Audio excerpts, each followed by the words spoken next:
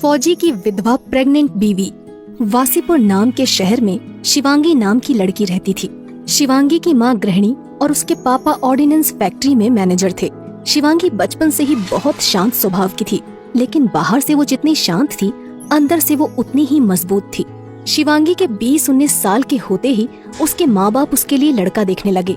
शिवांगी की शादी की कुछ खास उम्र नहीं थी, लेकिन उसके माता पिता जल्द से जल्द उसकी शादी करके अपनी जिम्मेदारियों से मुक्त होना चाहते थे। जल्द ही शिवांगी के पिता को वासीपुर का एक लड़का पसंद आ गया और वो शिवांगी को लेकर उस लड़के को देखने चले गए। असल में जिस लड़के को शिवांगी ने पसंद किया था वो सेना में एक अफसर था जिसका नाम अभिमन्यु था। शिवांगी के पिता जैसे ही उसे लेकर अभिमन्यु के घर पहुँचे, अभिमन्यु की माँ ने गर्मजोशी से उनका स्वागत किया। अरे आइए आइए भाई साहब, आइए आइए आइए बैठिए। जी जरूर भाई साहब, जरूर। ये कहकर शिवांगी और शिवांगी के पिता और उसकी माँ जाकर सोफे पर बैठ गए। अरे रामू, मेहमानों के लिए जरा नाश्ता लेकर आना। अभिमन्यु के घर का नौकर रामू सभी के लिए हॉल में नाश्ता लेकर आ गया।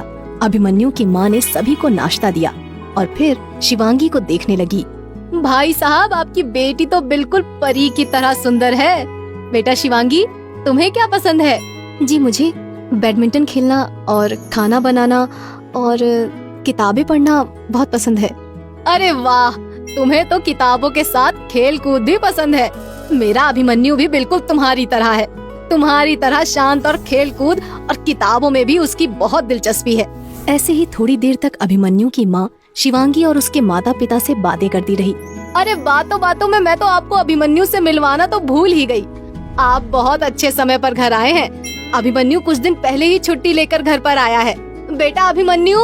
अपनी माँ के बुलाते ही थोड़ी देर में हॉल में एक लंबा चौड़ा आदमी आया।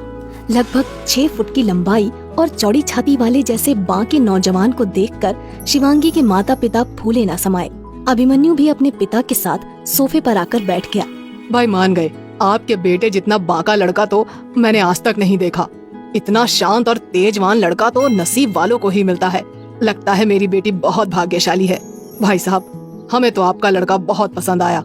अब तो बस आप जल्द से जल्द मुहूर्त निकलवाकर दोनों की शादी करा दीजिए बस। अभिमन्यु के माता पिता को भी शिवांगी बहुत पसंद आई थी। दोनों की ही हाँ पर शिवांगी के माता पिता ने सभी को मिठाई खिलाई। जल्द ही अभिमन्यु के पिता ने मुहूर्त निकलवाकर शिवांगी और अभिमन्यु की शादी तय करवा दी। 1 साल बाद जब अभिमन्यु फिर से छुट्टी पर आया तो शिवांगी और उसकी खूब धूमधाम से शादी कर दी गई। दोनों हनीमून पर अल्मोड़ा घूमने गए। ड्यूटी ज्वाइन करने से कुछ दिन पहले ही अभिमन्यु और शिवांगी वापस आ गए। जिस दिन अभिमन्यु वापस ड्यूटी जाने वाला था, उससे 1 दिन पहले अचानक शिवांगी को बहुत जोर से उल्टियाँ हुई। ज्यादा तबीयत खराब होने पर अभिमन्यु उसे डॉक्टर के पास ले गया, जहाँ उसे पता चला कि शिवांगी तो प्रेग्नेंट थी। ये खबर सुनकर अभिमन्यु बहुत खुश हुआ, क्योंकि वो अब बाप बनने वाला था। अगले दिन जब सुबह अभिमन्यु स्टेशन से अपने आर्मी बेस के लिए निकलने लगा तो उसका पूरा परिवार उसे छोड़ने उसके साथ आया। शिवांगी, हमारे बच्चे का ध्यान रखना। अब तो अगले साल ही इसका मुंह देख पाऊंगा। आप बिल्कुल भी चिंता ना करें, अगले साल आप एक नन्ही सी जान को अपनी गोद में खिलाएंगे।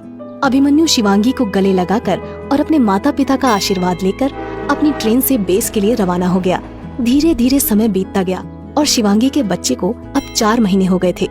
शिवांगी बेसब्री से अभिमन्यु के वापस लौटने का इंतजार कर रही थी कि कब अभिमन्यु वापस लौटे और कब वो अपने बच्चे को देखे। लेकिन किस्मत ने शिवांगी की जिंदगी में कुछ और ही लिख रखा था। अभिमन्यु के आने की तो कोई खबर नहीं आई, पर कुछ ही दिनों बाद अभिमन्यु के श्रीनगर में शहीद होने की खबर आ गई। असल में श्रीनगर के सोपोर में आतंकवादियों ने आर्मी बेस पर हमला किया था, जिसमें अभिमन्यु भी शहीद हो गया था।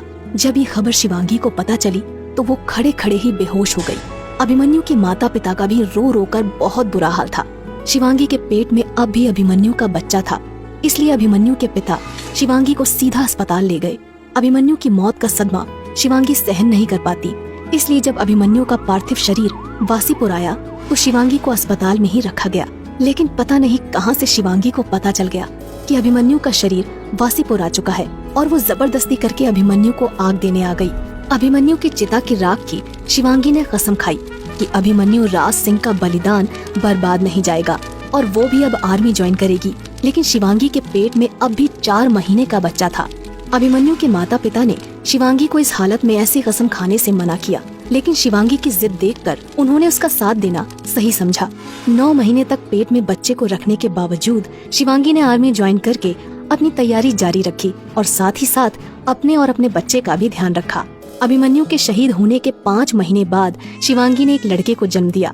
5 महीनों के दुख के बाद एक बार फिर से अभिमन्यु के परिवार में खुशियां आईं। लेकिन शिवांगी अपने लक्ष्य के लिए बहुत गंभीर थी और उसने उसी साल आर्मी की परीक्षा दी। लिखित परीक्षा पास करने के बाद शिवांगी ने मेडिकल भी पास कर लिया और आर्मी ज्वाइन कर ली। लेकिन इन सबके बीच शिवांगी ने एक माँ का फर्ज नहीं भूला और अपने बच्चे का भी बहुत ध्यान रखा। जल्द ही शिवांगी को उसी आर्मी बेस पर पोस्टिंग मिल गई जहाँ पर अभिमन्यु शहीद हुआ था। एक दिन सोपोर बेस में आर्मी को लीड मिली कि पास में 3 आतंकी हमला करने की फिराक में घात लगाए बैठे हैं। सोपोर आर्मी बेस इस सूचना पर तुरंत सक्रिय हुआ और उसने लोकल पुलिस के साथ शिवांगी के नेतृत्व वाली एक टीम भेजी।